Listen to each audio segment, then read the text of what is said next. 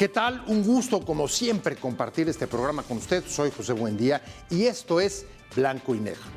México y Estados Unidos comienzan los primeros contactos para negociar las amenazas de Trump en migración y fentanilo con el arma de los aranceles, más soldados en la frontera y la exigencia de cambiar las reglas del juego del comercio bilateral. Desde una posición de fuerza, anuncia un impuesto a las exportaciones mexicanas del 25% a partir del 1 de febrero para acelerar la revisión del TEMEC y obligar a acatar sus designios en migración y narcotráfico. Trump quiere revisar la política comercial con los países con quien tiene déficit como México.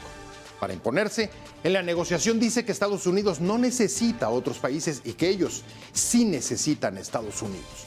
¿Qué quiere negociar con México si realmente piensa que no lo necesita?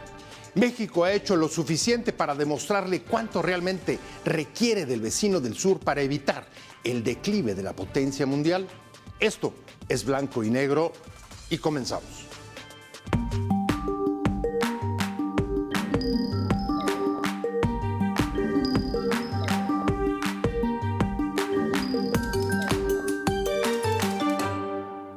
We're thinking in terms of 25% on Mexico and Canada because they're allowing vast numbers of people. Canada's a very bad abuser also. Vast numbers of people to come in and fentanyl to come in. When do you think you would enact those? I think February 1st. Arrancamos Blanco y Negro.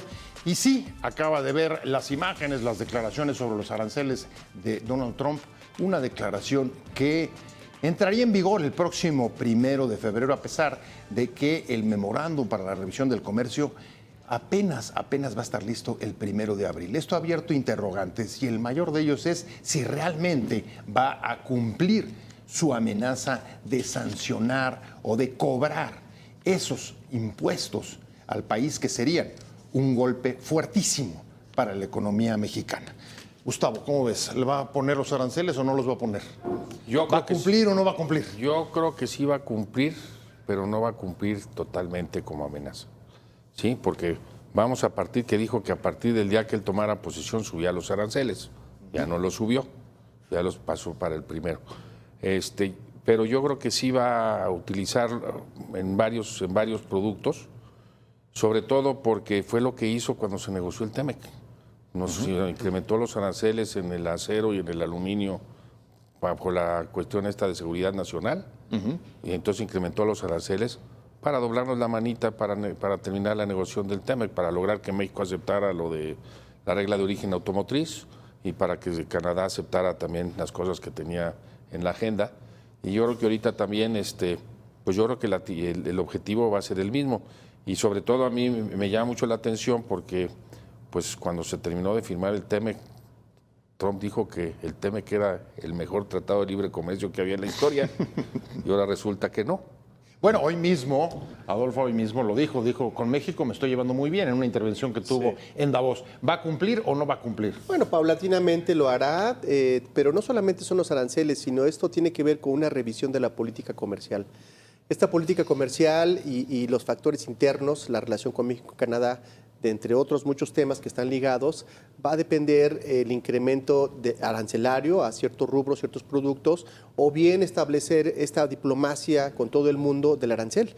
Ya lo dijo, no necesitamos a Canadá, pero también es cierto que China, dependiendo del grado de afectación económica que este país tiene con Estados Unidos, puede utilizar los aranceles como una herramienta, como un instrumento diplomático. Entonces, lo va a hacer también con los europeos, ya lo dijo. Podría ser un cambio en la narrativa y en la perspectiva de las negociaciones internacionales de Estados Unidos, pero con una afectación que seguramente lo discutiremos más adelante al mercado interno de ese país. ¿Cómo ves, Gustavo? ¿Los aranceles, esa pistola o esa arma con la que trata de acelerar la revisión o renegociación del TEMEC? Bueno, yo creo que hay que tomar en cuenta una cuestión. Desgraciadamente, la cuestión comercial ya se vio contaminada con migración y con el narcotráfico. Entonces, esas otras variables que antes no estaban siendo consideradas. Entonces, precisamente parte del discurso que ha dado de subir los aranceles es porque México no está haciendo tampoco nada con el narcotráfico y nada con la migración. Bueno, eso es, perdón, que lo que decía Tom, Adolfo, no es por el TEMEC, sino es el instrumento que estoy utilizando para obligar a México a contener la migración y a limpiar los cárteles. ¿Tú coincides? ¿Es eso o tú decías al principio la revisión de la política comercial? Bueno, ¿Cuál de las dos? Es un pretexto que le sirve para dos vertientes. La primera es, por supuesto, hacer que México se enfoque más, haga su trabajo, que bueno, se ha estado haciendo. Se han mostrado cifras de la reducción de cruces por México y el asentamiento de tensiones que hay en la frontera norte y sobre todo el papel de las autoridades en los 3 órdenes de gobierno para tratar de detener las famosas caravanas.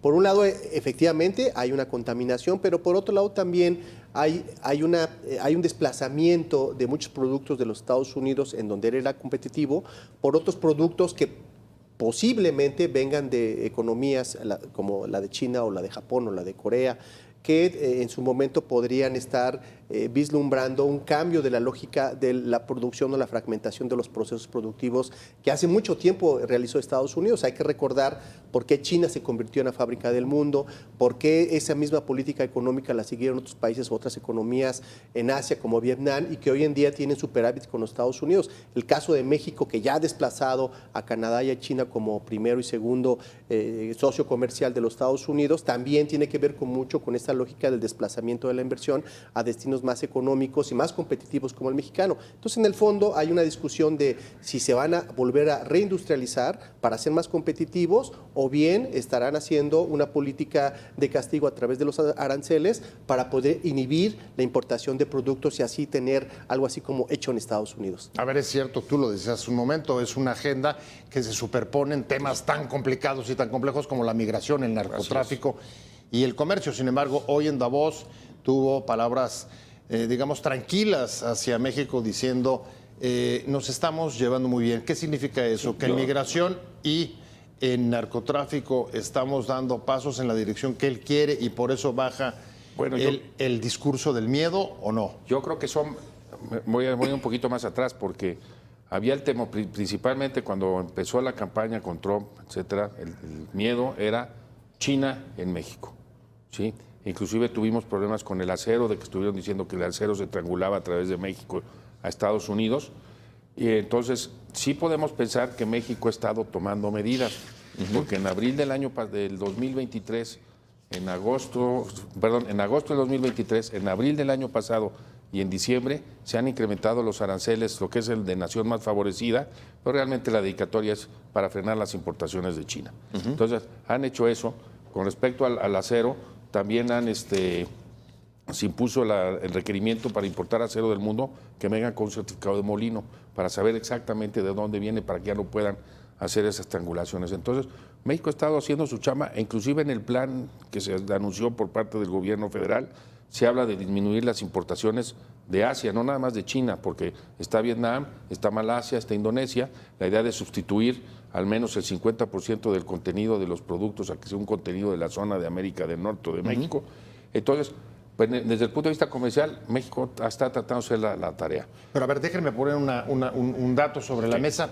Él habla mucho de la necesidad de reducir el déficit comercial de Estados Unidos que tiene con el mundo. Dice que incluso está a través de eso subsidiando a otros países y el déficit que tiene con México es de 152 mil millones de dólares, solo abajo del que tiene con China. Sin embargo, hasta ahora, en los días que lleva en la presidencia, con China ni se ha metido.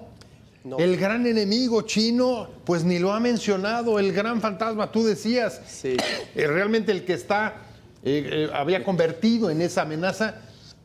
Adolfo, tú que vienes de Asia, 3 años en Japón, ¿qué pasa? Deben estar sorprendidos los chinos tanto como los mexicanos, pero a la inversa. Bueno, no, lo que pasa es que no es lo mismo meterse con un enemigo pequeño que en un enemigo grandote al nivel. China tiene capacidades no solamente económicas para responder, sino también ha incrementado su capacidad militar geoestratégica en el mundo. Entonces, no es un enemigo pequeño, es un actor internacional al que Estados Unidos de alguna u otra manera respeta. Con China lo vamos a ver a partir del 1 de abril, regresando a que cumpla aquel acuerdo que firmó en el 2020. Hay que recordar que, paralelamente a lo que dice mi compañero Uruchurto, Paralelamente a lo que pasó con México, Estados Unidos negoció con China antes del COVID un acuerdo para que le comprara más China a Estados Unidos. 800 mil millones de dólares más o menos para revertir el déficit comercial. Sin embargo, esto se quedó en el olvido, vino el COVID, vino todo el proceso de recuperación global y eso de alguna manera también está ahí. Yo pienso que va a regresar la discusión. ¿Por qué no se ha tocado China? Pues porque China también está generando sus propias estrategias con Rusia. Hubo una reunión Putin, el señor Xi hace unos días, una reunión virtual. China tiene muchos intereses, hay muchas empresas de los Estados Unidos establecidas en China. Y algo que no se dice en el caso de México y en el contexto de la globalización, que se pone en tela de juicio este proceso, es que hay un comercio intrafirmas. ¿Qué significa comercio intrafirmas? Hay muchas compañías de Estados Unidos que se han establecido no solamente en China, sino en México, en Taiwán, en otras empresas para ser más competitivas y generar estos procesos de fragmentación de los que hablé hace un momento.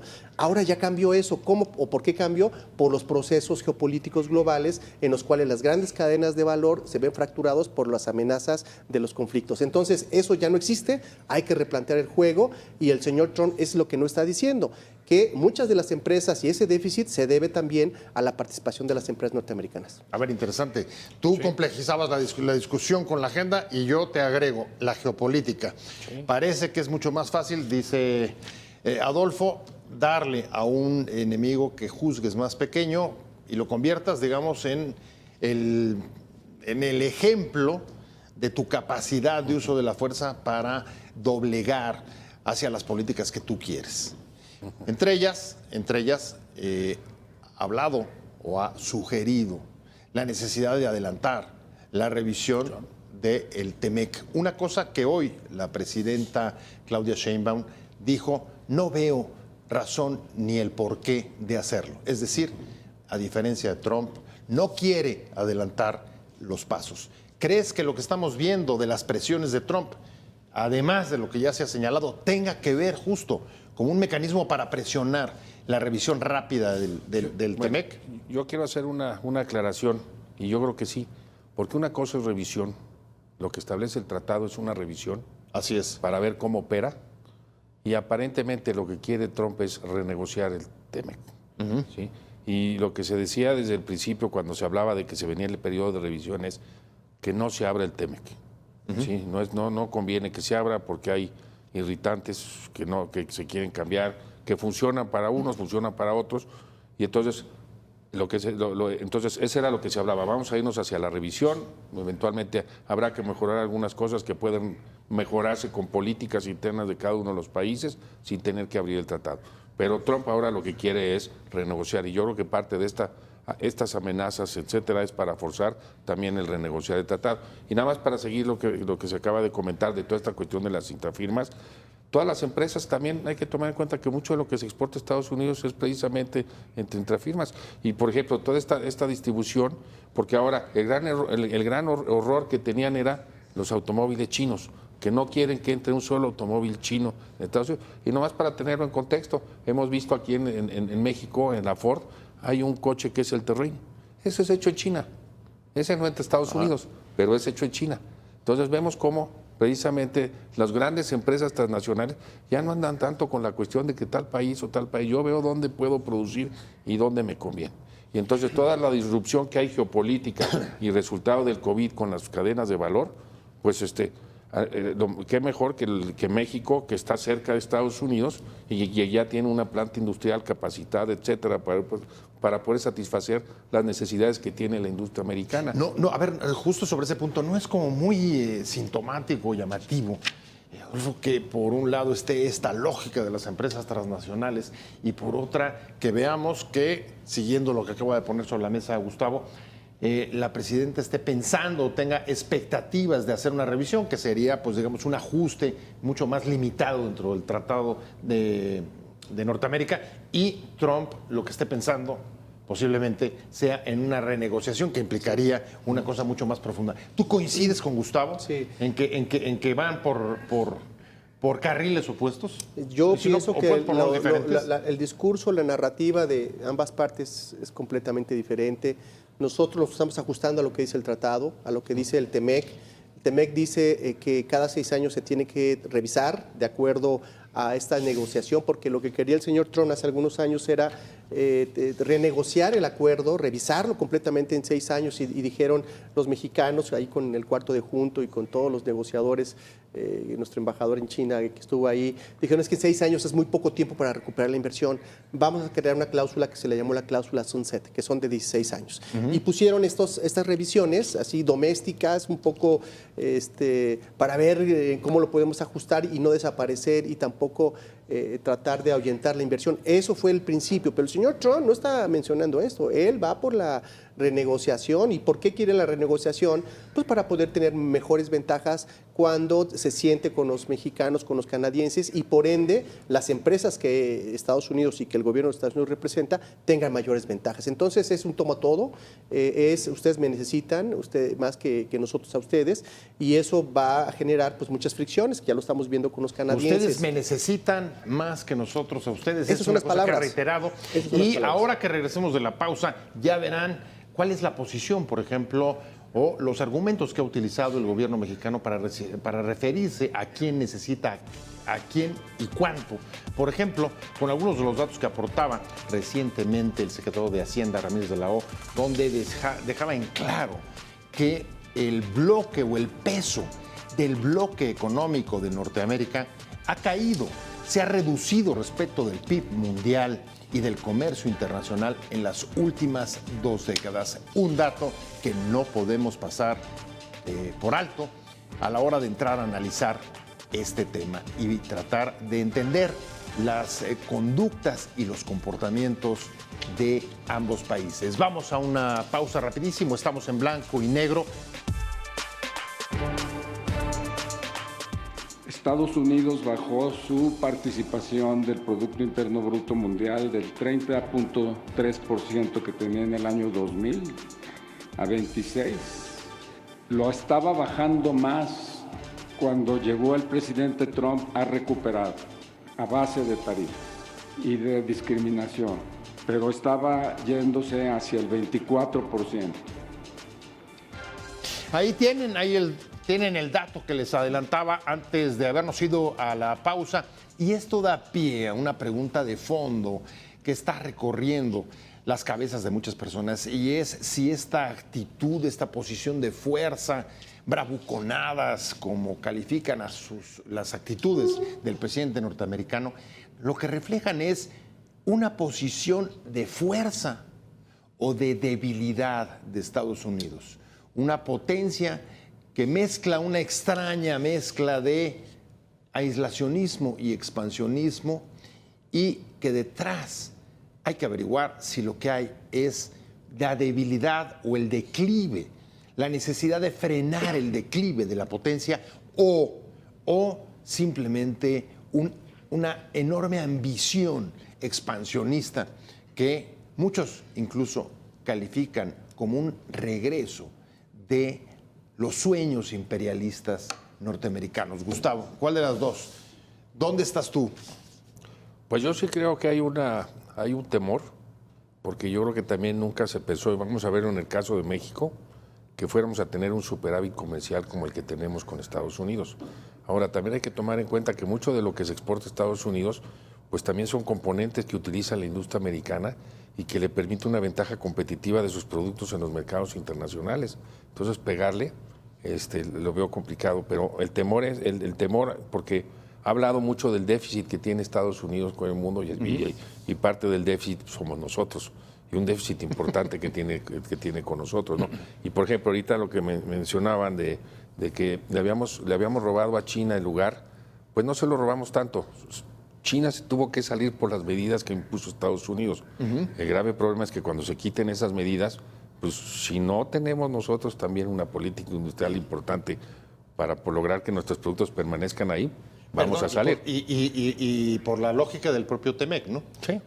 Sí, pero de también cerrar los bloques. Sí, pero porque no hemos aprovechado adecuadamente las cosas. Y la oportunidad que hemos tenido ahorita, además, con la guerra comercial, es muy importante. Yo escribí hace unos años, cuando puso los aranceles a Trump a China, escribí un artículo que el título era "Gracias, señor Trump, por sus medidas contra China", porque precisamente permitió que el espacio que iba a quedar llegaran los productos mexicanos. Sí, lo que siempre se ha señalado un poco, la gran oportunidad de la guerra de Estados Unidos-China para que México la pueda capitalizar y avanzar. Pero ¿cómo lo ves tú, Adolfo? ¿Es la expresión de un debilitamiento de la potencia que suelta coletazos al ver que empieza a tener déficits con todo el mundo, no solamente con nosotros, China es también con la Unión Europea y otros? ¿O es simplemente expansionismo, ambición, necesidad de mostrar, como lo dijo en su discurso inaugural, el lugar legítimo, casi lo estoy citando, el lugar legítimo que le merece Estados Unidos como el país más grande y poderoso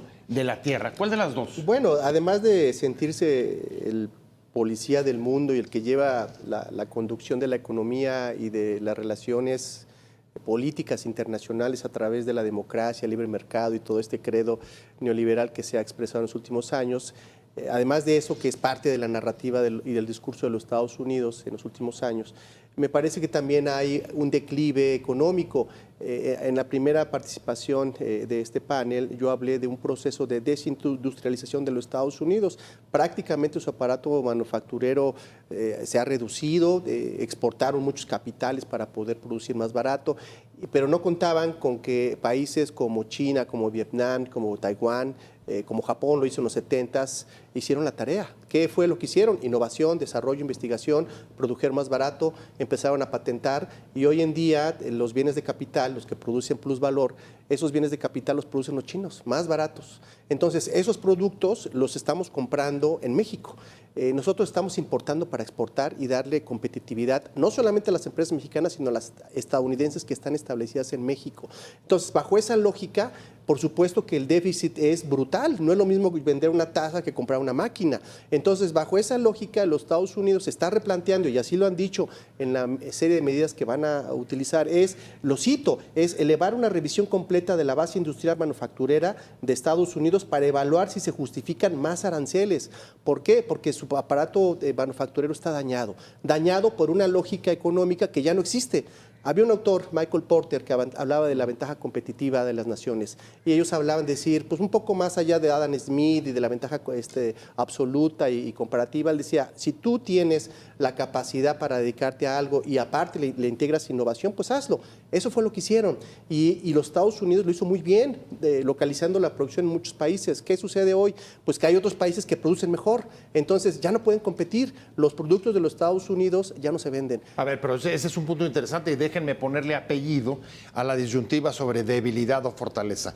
¿Es que los Estados Unidos se han debilitado su planta productiva, o es que Asia y particularmente China, Gustavo, ha crecido mucho más de lo que hubieran creído que podían hacerlo los norteamericanos? Y ahí es donde estamos en esta, digamos, cambio de era que supone la llegada de Trump a la Casa Blanca. Sobre todo yo creo que hay que tomar en cuenta una cuestión, además del crecimiento económico que han tenido, es el desarrollo tecnológico.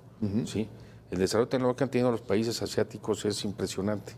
Y precisamente la guerra comercial que se inició con China, el origen de todo fue China se nos está adelantando tecnológicamente y la tenemos que parar. Inclusive se les estaba adelantando con lo de la 5G. Entonces dijeron, tenemos que parar, no pueden ir más adelante. Esa fue la guerra con, y eso fue lo que Huawei, detonó, ¿no? Eso fue con Huawei, que detuvieron a la CEO de finanzas de Huawei, la detuvieron en Canadá. Y de ahí vino todas las medidas que se impusieron en contra de China, pero es porque China se les estaba adelantando. Dicen, vamos a tener que utilizar todo para que no se nos van. Entonces, el problema, por ejemplo, que tienen con los automóviles es que son automóviles muy baratos, con tecnología, que traen cierta tecnología, etcétera. Y podemos ver, o sea, nosotros vemos cuestiones de China y nos quedamos asombrados de las cosas que hacen al día de hoy. Entonces, yo creo que esa cuestión tecnológica va sumada también a la cuestión de que está teniendo un desarrollo económico, y Estados Unidos dice, pues me estoy quedando atrás, tengo que hacer algo para no quedarme atrás. Bueno, sin ir más lejos, hoy en Davos, Adolfo, el presidente Trump les dice a las empresas globales, fabriquen en Estados Unidos o van a aranceles para todas ustedes. Es otra expresión de debilidad, es un llamado de socorro, de necesitamos reindustrializar el país, vengan para acá, al costo de, si no, castigarlos y sancionarlos. Gran parte otra vez el mismo punto. Va por ahí, y gran parte del meollo de todo esto, Pepe, es, fíjate que El aparato industrial y repito, el equipo crítico que se le llama los bienes de capital, que son los que producen el gran valor y que lo que hacen los grandes déficits, además de los productos chiquitos o la agroindustria, esos ya se los están produciendo en otros países. Te pongo un ejemplo, 2017 que estuve de profesor investigador en la Universidad de Fudan, un amigo, un empresario mexicano me dijo, acompáñame a una pequeña fábrica para comprar una máquina que le ponen los etiquetados al PET, ¿no? A las botellitas. Y fuimos, lo acompañé, es una fábrica muy moderna, habían comprado algunas patentes vencidas europeas, algunas otras asiáticas. Para no hacerte el cuento largo, la máquina que le compraba a los alemanes, a los japoneses, a los norteamericanos costaba $900,000. La máquina que le compraba a los chinos le costaba $450,000. ¿La mitad? Le daban financiamiento, le mandaban un técnico para que les diera el seguimiento y además de eso le regalaban otra máquina que ayudaba a no sé qué. Bueno, ¿a dónde voy? La política comercial de los chinos es una política neomercantilista. Venden mucho, compran poco. Y el déficit comercial que han tenido con muchos países, con naciones con los que tienen comercio, les ha ayudado precisamente a financiar su innovación, su emprendimiento y, por supuesto, el soporte al sector exportador. Entonces, ahí está el secreto. A partir de eso, déjame volver, para ir cerrando el bloque, a una de las preguntas iniciales, y es, ¿va a poner los aranceles o no los va a poner? Y te voy a decir por qué lo pregunto, porque hay mucha gente que está mirando que no solamente no los puso, sino que la revisión de la política comercial va a tener, digamos, un primer balance hasta abril, de acuerdo con el memorándum de Primero América que pidió para revisar justo la política comercial. Nunca habló del 1 de febrero. Ese documento no habla del 1 de febrero. ¿Qué es lo que significa eso? Que no vienen por lo menos en 1 de febrero, que serían en todos casos hasta abril o que no van a venir. Porque eso es lo que le está interesando a la gente, a los empresarios, a los que producen en este país. ¿Vamos a tener ese castigo, ese golpe durísimo o no? Yo pienso que sí, pero yo no creo que sea así a rajatabla de todo. Porque también hay que tomar en cuenta una cosa. También en Estados Unidos hay grupos que no quieren que se impongan los aranceles. Y les voy a dar un ejemplo. Cuando estuvo la vez pasada, creo que era un martes, aquel famoso martes que dijo, voy a denunciar el Telecán, y que salió en la noche diciendo, me habló mi amigo Peña Nieto para decirme que no denunciara el Telecán y no lo voy a denunciar. Y no fue su amigo Peña Nieto, fueron una serie de senadores de los estados importantes que le dijeron, tú denuncias el Telecán y vas a ver el problema en el que te metes. ¿Sí? Entonces, sí. Hay grupos, hay industrias en Estados Unidos que están preocupadísimas, uno, porque pongan los aranceles, y otro, por las medidas que México pueda poner en un momento dado como represalia. Oye, por cierto, aranceles. México ya no ha hablado de eso, aquella contraamenaza de la presidenta Sheinbaum, de entonces te vamos a poner, eso se quedó aparcado. Vamos a tener que ir rapidísimo un corte y vamos a regresar con eso. A ver, es interesante. Sí. No sé si tú coincidas con Gustavo sobre la posibilidad de que sean selectivos. Y si son selectivos, entonces tendríamos que saber en cuáles sectores sí y en cuáles no. Y eso lo vamos a ver regresando de esta pequeña pausa. Estamos en blanco y negro. ¿Cuáles son las implicaciones? ¿Cuáles son los sectores, déjame decirlo de una manera belicosa, que pueden recibir el bombardeo de aranceles de Trump en caso de que finalmente los lleve a cabo? Vamos rápido y regresamos con este asunto para ir hacia las conclusiones del programa.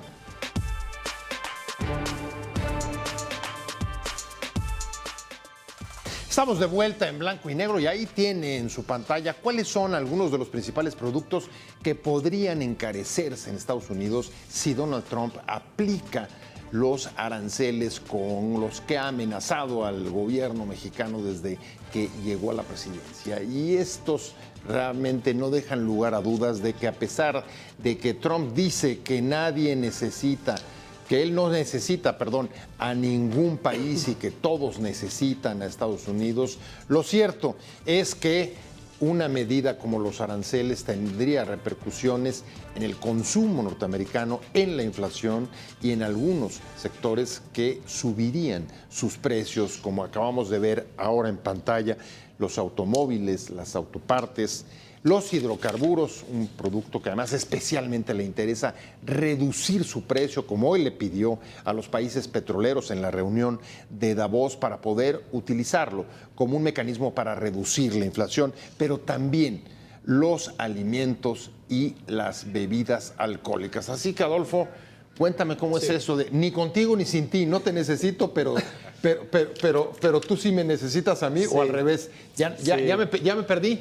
Bueno, mira, es parte ¿Nos necesitamos o no nos necesitamos o cómo es? No es mentira esto de que México y Estados Unidos y Canadá en menor medida se han integrado de manera importante, hay una integración sectorial, el proceso de unificación en varias áreas de las cuales has mencionado es real, nos necesitamos, el comercio es amplio. ¿Alguien necesita más? Sí, ¿Alguien? nos necesitamos. ¿Nosotros a ellos o ellos a nosotros? Los tres ¿Cómo nos es? necesitamos. México tiene un poco más de vulnerabilidad porque el 80% del comercio está concentrado con ellos, independientemente de que tengamos pues 14 acuerdos de libre comercio con más de 50 países que no hemos explotado.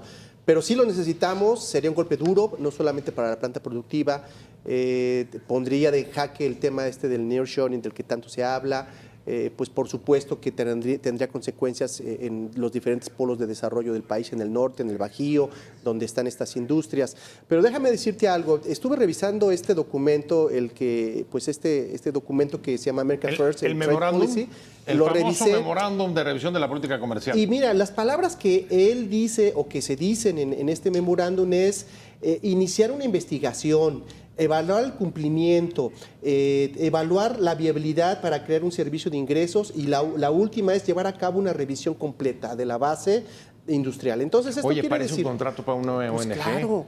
Parece una cosa casi académica. Sí, entonces aquí no se ve el tema de los aranceles. No está diciendo cuándo van a entrar, cuál va a ser el proceso. Aunque las conclusiones las está esperando para abril. Exactamente. Y ahí déjame recordar una cosa para ponerla sobre la mesa. Un referente, Gustavo, tú lo mencionabas en una de tus primeras intervenciones, que en efecto, cuando iniciaba el gobierno de López Obrador, él sí puso aranceles en acero y en aluminio. Y además iba a poner aranceles en los automóviles.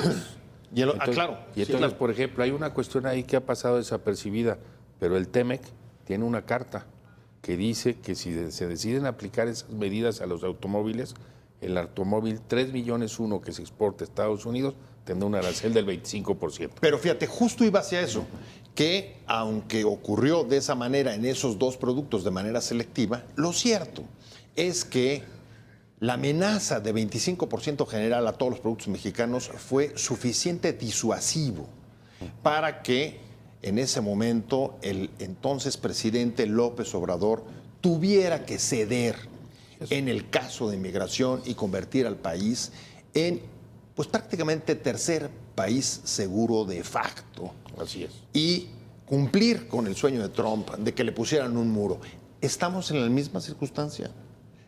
El gobierno mexicano va a tener que ceder, aunque reciba algunos impuestos selectivos. ¿Cuál es tu opinión? Pues yo creo que va a tener que ceder, sí, porque no va a haber de otra. Sí. Y sobre todo porque hay que buscar, primero la cuestión migratoria va a ser un problema para nosotros importante, pero también la cuestión comercial, no podemos cerrar el mercado porque estamos destinados al 80% al mercado americano. Desgraciadamente, cuando vino lo de los impuestos, en esa ocasión que amenazó el señor Trump, hubo un artículo del presidente Zedillo en The Economist que dijo, qué bueno, para ver si ahora sí aprovechamos los demás mercados que tenemos. Y no se hizo. Sí, seguimos dependiendo mucho del mercado americano.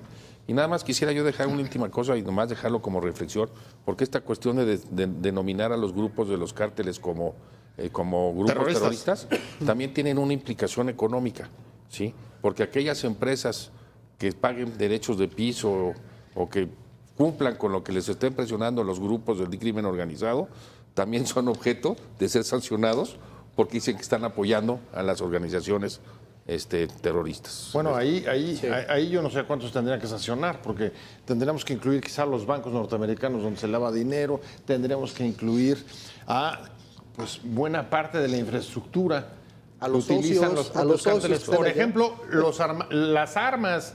todas las armas, como ha reclamado permanentemente el gobierno mexicano, venido de ahí. Pero déjame regresar al punto para no perdernos, y es, ¿tú coincides? ¿El gobierno mexicano va a tener que ceder, como ya ocurrió con López Obrador al inicio de su mandato, Pues o no? ha habido una posición muy, no me gustaría utilizar la palabra tibia, vamos a ponerla prudente. Ya no he escuchado aquella política espejo de establecer una política arancelaria también para generar aranceles ad valorem o extraordinarios, no lo han dicho. Están por el camino de la negociación, por la coordinación así le llaman, pero bueno, ya cuando tienes un programa de que te van a dar una tarjeta y te van a poner camiones para repatriar, pues ya estás aceptando tácitamente que el tercer país seguro va a ser México. Cuando hablan de que están teniendo negociaciones con América Latina y con Centroamérica para la repatriación de ciudadanos, pues ya estás aceptando indirectamente que vas a ceder en muchas cosas. Entonces ya estamos cediendo, ya se están sintiendo las amenazas del señor Trump sin aranceles. Entonces también es un proceso, es una forma de negociación en donde lo debemos de entender y tenemos que estar conscientes de que así es la forma de negociar, pero también hay que lanzar nuestros dados, porque si no vamos a generar pues una negociación unilateral. ¿Qué dados tendríamos? ¿Qué dados sientes tú que tendríamos, Gustavo, para no tener solamente asumir el costo de la negociación? Bueno, por eso yo creo que hemos estado haciendo cosas en el sentido de mandar la señal de que vamos en la misma línea de lo que está hablando Estados Unidos. Por eso mencionaba yo el programa del gobierno, de los 5 años, donde se va a dejar de exportar de los países de Asia. Eso por un lado. Pero también quisiera yo nada más llamar la atención cómo han estado deteniendo a miembros de los grupos de los cárteles estos días. Han estado deteniendo aquí, casi cada 2 días hay una detención de uno de un grupo, de uno de otro grupo, de otro grupo. ¿Sí? Entonces, yo creo que el gobierno está tratando de mandar señales de que trata de cumplir con las inquietudes que ha manifestado Trump para tratar de evitar. Y te agregaría la campaña que traen desde hace un par de meses de incautación, de piratería de China. Así es. Y de mercancías de contrabando. Sí, entonces eso yo creo que son señales que se están mandando para decir, tenemos puesta la camiseta para lograr los objetivos, para que podamos continuar como la zona de América del Norte. ¿Y les parece que es cuestionable eso? ¿Es una política que les parece cuestionable o es inevitable? ¿Cuál de las dos, Adolfo? Bueno, pues me parece que también es una oportunidad para establecer una política diferente hacia los Estados Unidos, no tan apegada a los intereses de ellos. Es una muy buena oportunidad para restablecer una política industrial, una política de seguridad, generar estándares de cooperación al nivel de 2 soberanías y establecer, por supuesto, una ruta nueva comercial en el mundo, que ya lo habíamos hecho hace algunos años. Teníamos un muy buen organismo que desapareció y eso yo creo que es lo que tenemos que hacer. Independientemente de que estemos muy cerca, sabemos que con este socio y con este tipo de negociadores y con este tipo de nueva escuela en la política de los Estados Unidos, pues hay mucha incertidumbre. Entonces tendríamos que trazar una ruta alternativa para no estar cada 6 años o cada 4 años en este caso con el Jesús en la boca. A ver, una ruta alternativa, pero la verdad es que si uno ve los números del déficit comercial con Estados Unidos, los resultados para México han sido muy buenos. El déficit es espectacular, el que tiene Estados Unidos con nosotros. Pero independientemente del déficit, hay que ver que el nivel de comercio que tenemos los dos países es muy alto. ¿Sí? Y independientemente del déficit, estamos hablando de cerca de $2,000 millones diarios de intercambio comercial. Sí. Y eso beneficia también a Estados Unidos. ¿Por qué? Porque muchos de las cosas que exportamos también son componentes que se integran a productos de la industria de Estados Unidos. Entonces, ¿cuál es tu posición, ¿Sí? Gustavo? ¿Es cuestionable o no es cuestionable alinearnos a los intereses norteamericanos? Pues yo creo que lo que tenemos que alinearnos es pensar en una zona de América del Norte en la cual pertenecemos. Y yo creo que eventualmente por lo que debemos de pugnar ya como un objetivo es buscar una profundización más de esa relación y de esa integración que tenemos. Ahorita tenemos el reto del señor Trump que dice, México, tenemos un déficit, etcétera, pero al final de cuentas es algo que nos puede beneficiar a los 3 países, a México, Canadá y Estados Unidos. Oye, eso suena ideal, pero ¿Sí? cuando volteas y dices al mismo tiempo, te está diciendo, pues le voy a cambiar hasta el nombre al golfo que lleva tu nombre. ¿Por qué? No, mira, Porque no, debe de llevar el mío. En la política ¿Cómo ves? de poner la otra mejilla creo que debe de terminar. Repito, es una muy buena oportunidad para buscar alternativas en política, en industrialización, en buscar socios en otros países. El Plan México es muy bueno, pero el Plan México debería ser más integral, que ya sería discutirlo en otro programa. Creo que inevitablemente estamos en América del Norte, pero no puedes tener un socio que te esté insultando, que te esté repatriando a tus connacionales, que te esté diciendo que somos, bueno, ya no lo ha dicho, que somos rateros y que somos criminales, etcétera, que nos comemos los perros, ¿no? Ya no lo ha dicho, pero ese es el sentir y nos está tratando como tal. Entonces, ¿somos socios o no somos socios? Si vamos a ser socios, tenemos que tener un respeto y ese respeto se tiene que reflejar a la hora de la negociación. Es que estas tensiones pareciera que por un lado para México geografía es destino ineludible y para Estados Unidos América es casi un lugar predestinado para estar en su dominio. No sé si coincidas o estamos aquí exagerando la nota. No. Pero además ha sido una cuestión también de los mexicanos, que nada más pensamos en Estados Unidos, cuando tenemos muchos otros mercados. Y, por ejemplo, ahorita con una cuestión, por ejemplo, nunca nadie está hablando del CCTPP, que es el otro tratado que tenemos con los países de Asia.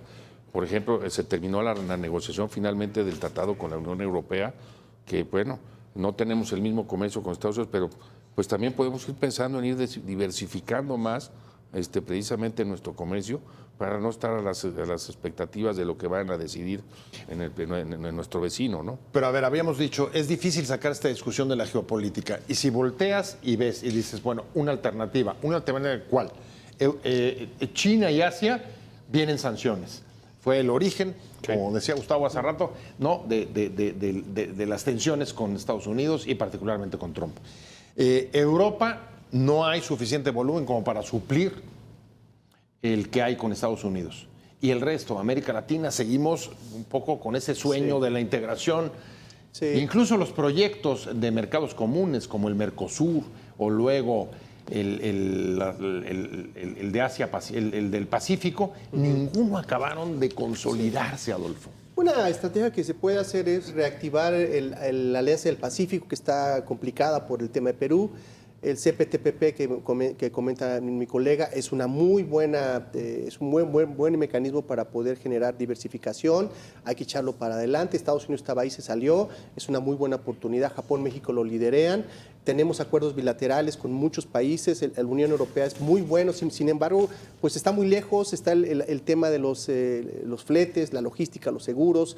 Y eso para el empresario mexicano que piensa en un mercado suave, un mercado cercano, familiar, pues es América del Norte. Entonces, tenemos que generar los instrumentos, las capacidades para eso. No los tenemos. El secretario de Economía no los tiene. Ya no tenemos a ProMéxico. Las 7 agregadurías que estaban abiertas las cerraron. Creo que quedan 2 por ahí. Y eso, pues no podemos hablar de diversificación si no tenemos la estructura de política pública para ejecutarla. Tenemos la banca de desarrollo. La banca de desarrollo tiene que jugar un rol importante en atraer a esos posibles exportadores y llevarlos a los mercados cautivos. Eso es lo que tenemos que hacer. Pero ahora estamos muy distraídos con esto y seguramente esta distracción nos llevará a todos. Distraídos y ocupados también. Y yo preguntaría, Gustavo, ¿ya pasó lo peor? Después de las bravatas, desde el que tomó posesión y llegó a la Casa Blanca los siguientes días, ¿ya pasamos lo peor? ¿O todavía pueden venir, digamos, momentos difíciles, tensos y de alteración? Porque una de las indicadores que no deja llamarnos la atención es que, por ejemplo, el tipo de cambio. Hoy lo decía la presidenta Sheinbaum también, resaltando que ya estábamos, digamos, caminando con mayor confianza, con mayor tranquilidad, es la cierta revaluación, o por lo menos que aguantó el ramalazo de los primeros días. Pero son las amenazas, falta ahora las medidas. Sí. Y yo creo que a medida de que se vaya empoderando Trump, yo creo que podemos esperar otras cosas. Y, por ejemplo, una cosa que han dicho mucho, con lo que hay que tener cuidado, es que Trump ya no busca la reelección. Sí, un presidente con otro poder y otra perspectiva. Hay otro poder y otra que dice, esta es la oportunidad de mi vida para hacer lo que quiera. Entonces, hay que tener, yo creo que hay que tener cuidado y como a veces les digo a algunos amigos, y si me ve se va a acordar, digo, siempre se puede estar peor. Así es. Sí. Como ves, ya Difícil. pasamos lo peor. ¿Tú cómo No, sientes? ¿Tú cómo no, sientes? no, difícil. ¿No, Hay no una- te convence el que el peso haya aguantado como para poder pensar eso? No, yo pienso que bueno, es parte de lo que comenta mi colega, es simplemente pura argumentación, hay que ver cuando entren las medidas. Los mercados están cautelosos, los inversiones están cautelosos, las señales, las calificaciones están cautelosas, y yo creo que sí se va a poner peor, desafortunadamente, así es el señor Trump, pero no solamente con México, con todos los socios, es un cambio de paradigma, un cambio en la estructura económica internacional, en la geografía política, en la geografía económica, y tenemos que estar listos y ser resilientes en esto. Siguiente escala. ¿Cuándo la esperas? La siguiente escala. Siguiente escala. El 1 de febrero. Primero de febrero es El la 1 de siguiente febrero hay que escala. estar a la expectativa de qué es ¿Coincides? lo que va a pasar. 1 de febrero y abril, que es Oye, muy pero importante. también se la juega, porque si ya dijo que iba a poner aranceles el 1 de febrero y sale sale con una con que batea no, de ¿no? babas, pues entonces Así va a es. empezar a perder credibilidad, ¿cómo ves tú? Sí, lo tienen que hacer y hay que estar listos. Yo creo que la política espejo arancelaria va a funcionar. Quizá a la larga no ayude a nadie, pero tenemos que tener una estrategia de respuesta. Pues muchas gracias, Adolfo, como siempre, un gusto verte. Hacía rato que no nos veíamos, Sí, qué sí, buen gracias, reencuentro. qué gusto verte. Me da muchísimo gusto, Igualmente, bienvenido. igualmente. Y muchas gracias, Gustavo, como siempre, No, que muchas estés con gracias. nosotros. Muchas gracias Vamos por a la seguir, invitación. dándole evidentemente Claro que sí. seguimiento a este tema, pero sobre todo muchas gracias a usted por haber estado con nosotros en Blanco y Negro, para abordar estos temas que a usted le afectan, que a todos nos preocupan y que tienen que ver con el rumbo que finalmente vaya a tomar el país en los próximos años. Muchas gracias, nos vemos como todos los martes y jueves a las 22:30 acá en Blanco y Negro.